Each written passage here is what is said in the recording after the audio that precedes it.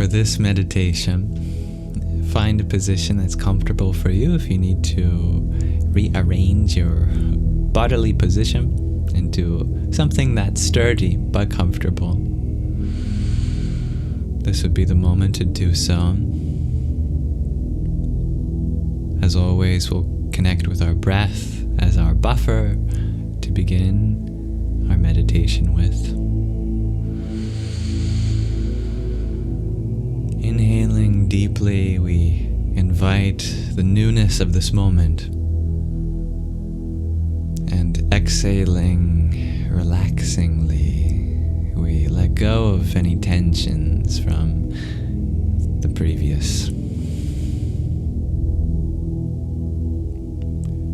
Repeating this natural cycle in a way your body feels is best.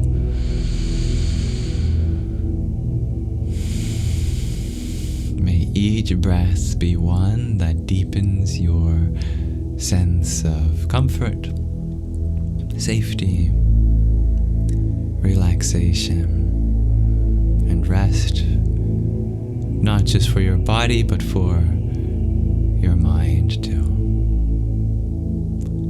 We'll take a few moments to just breathe together before exploring the concepts of today's meditation.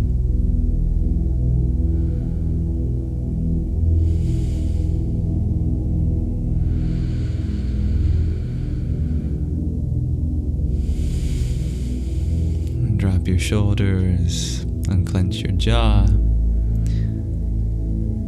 loosen up your face muscles, your abdomen,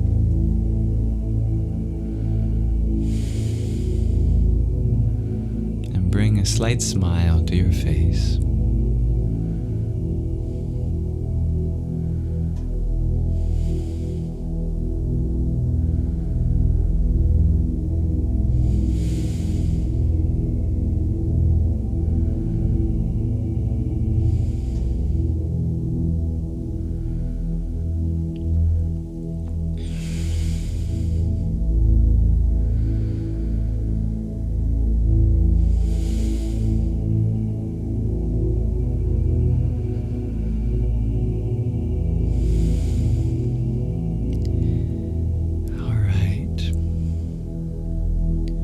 If you are feeling any sense of hopelessness at this time, please know that you're absolutely valid in feeling that. I validate your vision for how your life could be, your friends' lives, your families, your communities, your cities, your countries, our world. We don't come into this world with anything from it. Not even a body which we have to borrow from it and return at some point. But we do come with something from another world, from our spiritual world. We come with hope. We come with ideas. We come with aspirations. We come with visions. As children, we were taught to call it our imagination. When our imagination doesn't match what we see as possible in this world, you can feel conflicted. And after growing up from a small child to a young adult, to whatever point in life you may be, you might feel like your imagination has become a burden because you see the disconnect between what is and what could be. You know that if we just came together as people, we can create change. We already have done so in many ways, but there's so much more left to do.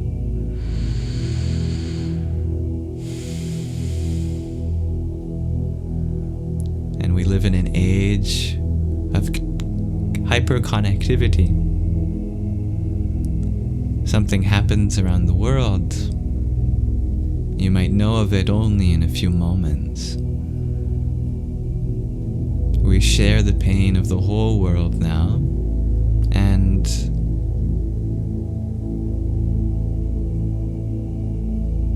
that's a privilege. It's a privilege to be aware of what others go through. A privilege to not be alone in that suffering. It's a privilege we offer to others. So you are absolutely valid in your awareness, your inclusive sense of self for the whole planet and all of life. If that resonates with you, send that into your system. Bring that validation in to affirm that you are allowed to have this vision, this awareness, this attentiveness to what you and others are going through.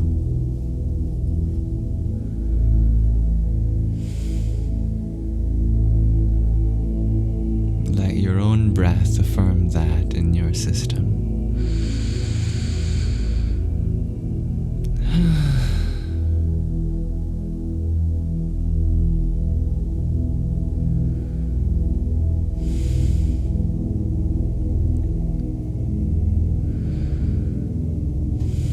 During such uncertain times, it's easy to feel lost. It's easy to feel scared, afraid. You might have worries, anxieties, heck, even existential dilemmas on what it even means to be alive. You're not alone in that, and you'll never be alone in that. That's the most universal experience there is. Because every single being that has ever been, now, past, and future, knows what it's like to be faced with a situation that makes you uncomfortable. And of course, life's survival mechanisms brings a sense of cautiousness, concern, carefulness to the preciousness of this life.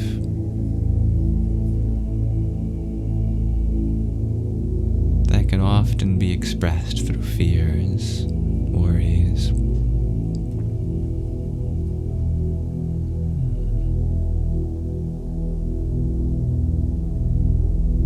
Because of such a universal experience, may you find brotherhood, sisterhood, motherhood in that connection we share. May we link up with like-minded people and open our hearts to each other's protection. Just as we know we would be there for someone who's going through a similar experience as we are, may we be receptive to that which others offer too. May there be solace in that community.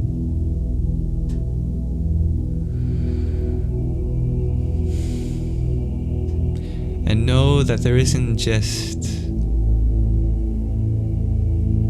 an accidental nature of life, but a very meant to be one, which is part of a life force that pervades the whole of the universe. For we are the universe awakened to itself. That higher self, which we are but a part and parcel of, is looking after us, just as we look after all the parts and parcels of ourself. Just as you would want all the cells in your body to know that you care for them equally. You are like a cell in a much bigger organism called Ishvara in Sanskrit, the being of the universe. and Ishvara takes care of each cell. Some cells have their own individual journeys to go on. They're always changing. The challenges that we go through are not necessarily a sign of being lost and forgotten in this universe, but actually being guided by an energy, by a life force that knows just what we need in order to awaken, evolve, grow, heal, learn.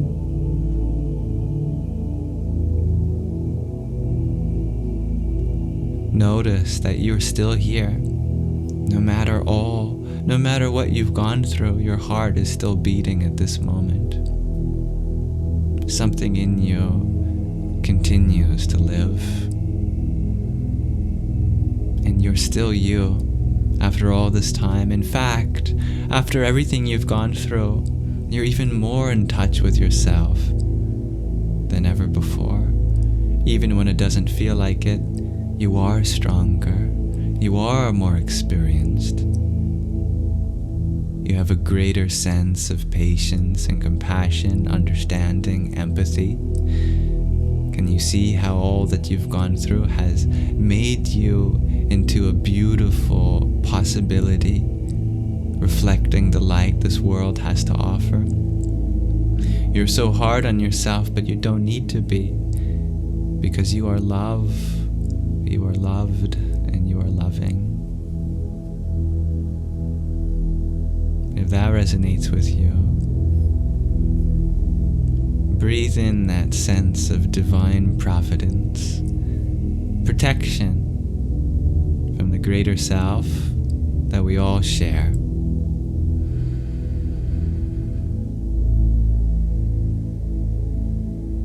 And let go of any doubts in yourself that you won't be able to make it. You will. I know it is so. Everyone is here for a reason.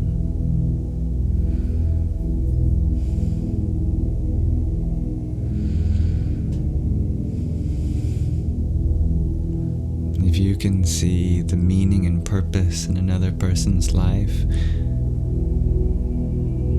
why shan't that be a reflection of your own? You know how much your friends and loved ones are meant to be here. Like attracts like in that way. They see the same for you, even if it goes unexpressed.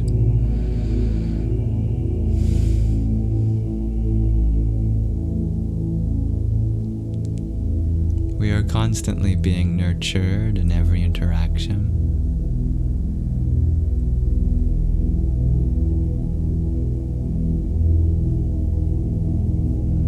We have a divine mother that knows that to find our wings, sometimes we have to fall from the nest.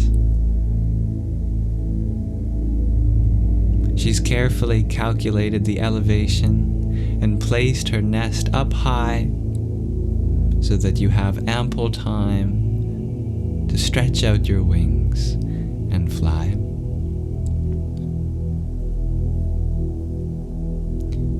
The graciousness of our mama bird, Divine Mother,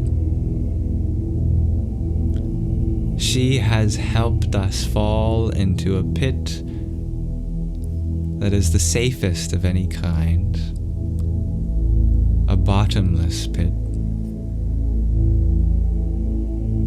Because only in a bottomless pit is there no need to fear hitting the bottom.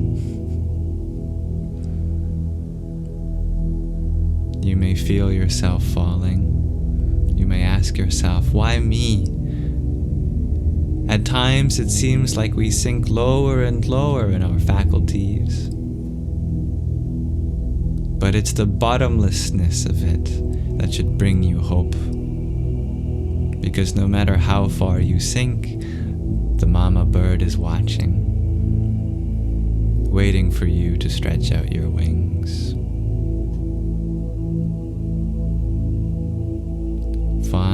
a steady elevation, and then climb, rise, higher and higher. Just as there is no depth to how far one can fall, there is no height that can limit your ascension.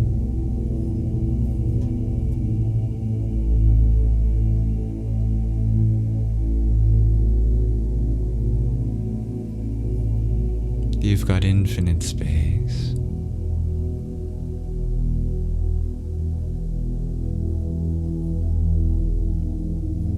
Infinite time. No rush. We will take care of this planet. We have to. We will take care of each other. We have to.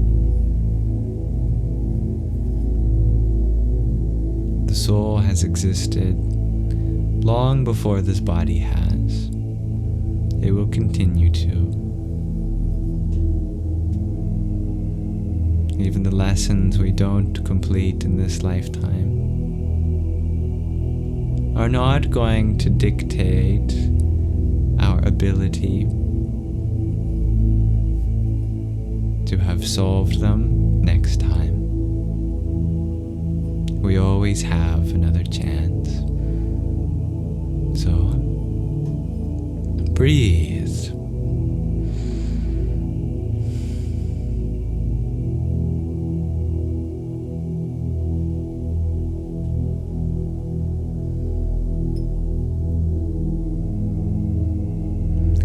And if you wonder how to know if something is really true or not, just ask yourself, if it were true, would it bring you peace? Real peace that doesn't hide other things under the rug, such that if something else were to become within our awareness, that peace would suddenly go. A genuine kind of peace that you know would be unshakable. If the answer to that is yes, then that is a sign of truth. Yes, there are uncomfortable truths, but only lowercase t. The highest truth, capital T, is the most comforting thing in the universe.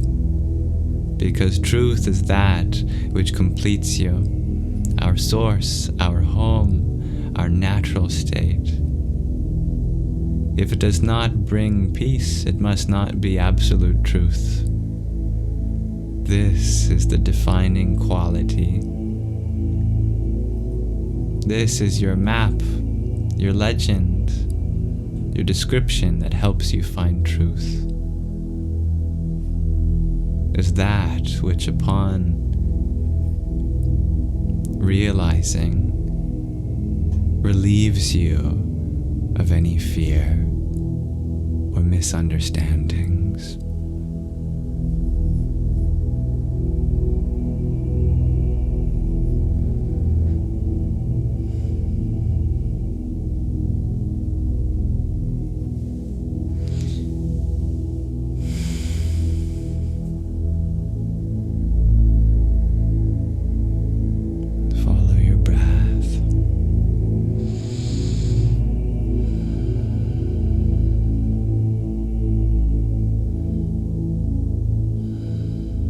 Follow your truth.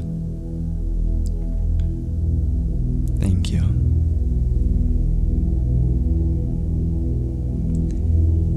We'll pause our meditation there for now, but I'm grateful that you had a chance to meditate with me. All meditations are but a continuation of the last. I look forward to meditating with you next time.